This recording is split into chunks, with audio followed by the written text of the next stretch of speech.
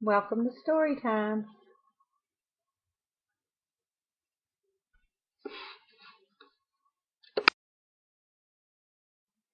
There was once a village called Puppyland, nestled in a beautiful green valley. Down its quaint cobblestone streets trotted every size, shape, and color of dog imaginable. One resident, however, stood out from all the rest. His name was Nicholas, and he looked unlike any of the dogs in all of Puppyland. You see, Nicholas was a cat. Nicholas was so loved his farming that he had purchased one of the fields outside the village. He enjoyed tilling the ground and planting seeds, and he did not at all mind having dogs for neighbors. But having a cat for a neighbor did bother the citizens of Puppyland. In their opinion, he just didn't fit in. One dog particularly disliked Nicholas. His name was Ned, and he was the sheriff of Puppyland. Ned first noticed Nicholas on a quiet Friday afternoon. Ned was relaxing in the town square when he saw a farmer pushing a cart full of vegetables. As the cart approached, Ned suddenly realized that the farmer was not a dog but a cat. Leaping to his feet, he rushed to block Nicholas's path. "Where do you think you're going, cat?" Ned growled. "I've brought vegetables to sell to the town's dogs," Nicholas replied happily. "Pack 'em up and go back to your cat friends," Ned ordered. "But I thought this was a free town where both dogs and cats could do business." Nicholas was right. There was no law against cats selling their goods in Puppyland. Ned growled again and stepped aside. "Go ahead and peddle your goods," he called after him. "No dog will buy vegetables from a cat." At the end of each week it was the same story. Nicholas would bring the produce to the market, and Ned would pester him. Early one summer morning Nicholas was out tilling the soil in his field. He felt especially happy because he was about to go on a family reunion in Kitty Willow. On this day, Ned, the sheriff, was also going on a trip. He was on his way to the Be Mean to Cats Association meeting in nearby Poochville. Ned was the treasurer of the Be Mean to Cats Association and was in charge of bringing the piggy bank. As he walked along, Ned noticed Nicholas farming.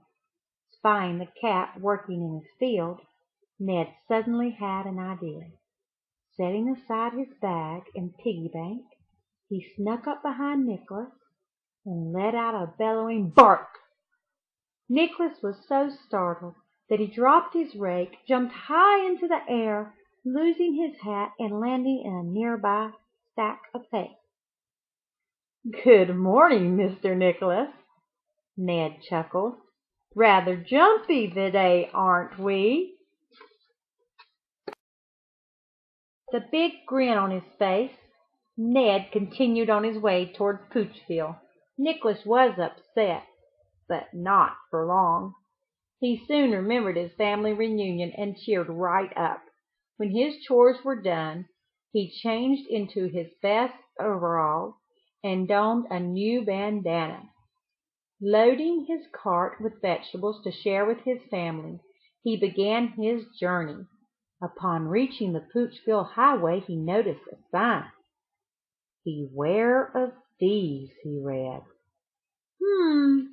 I certainly hope there are no thieves out today." Now it just so happened that a pack of wild dogs was indeed planning an ambush. Hidden behind a row of thick bushes, these ruffians were waiting to take advantage of an unwary traveler.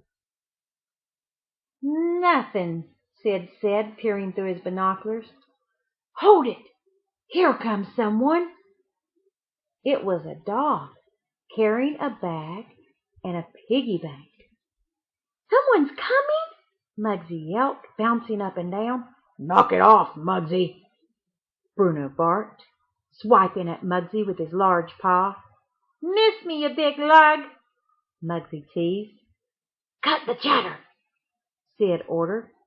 "You guys know the routine. Let's do it!" And they all took their places.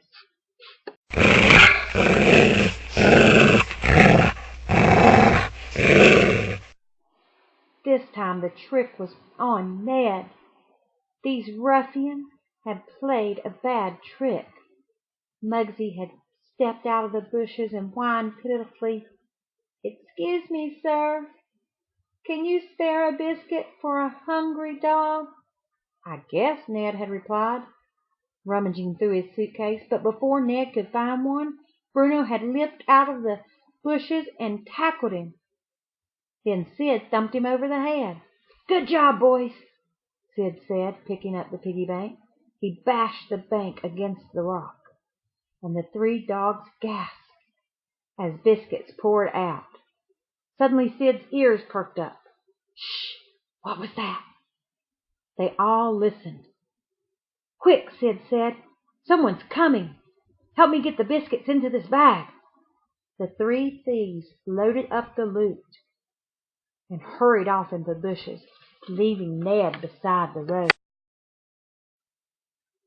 Coming down the highway was a terrier by the name of Dr. Scotty. He was on his way to perform an operation in Poochville. As Dr. Scotty rounded the bend, he was surprised to see a dog lying battered and bruised beside the road. "My, but that dog doesn't appear well," he exclaimed.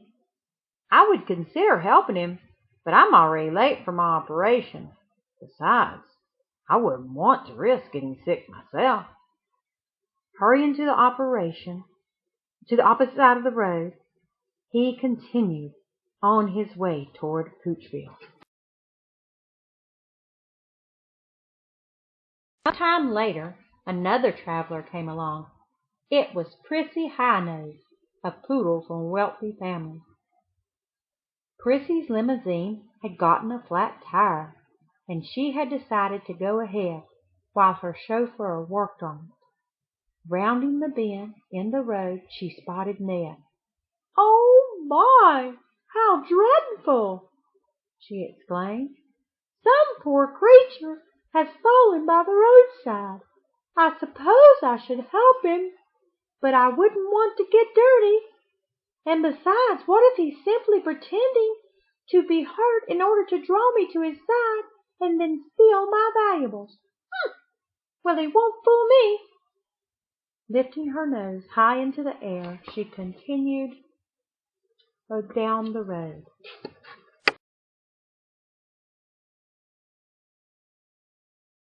An old cart finally happened down the road. It was Nicholas the cat. By now he was over halfway to his family reunion, and he was getting more excited with every step he took. We'll have to stop there this week, and next week we can find out what happens when Nicholas sees Ned. Will he be kind to the one that played dirty tricks on him?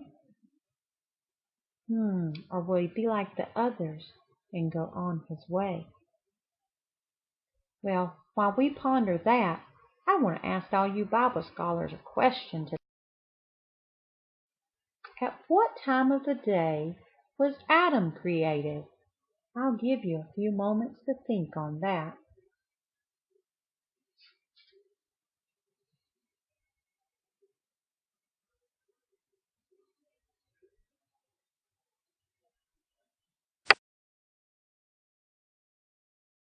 A little before Eve. Did you get it right?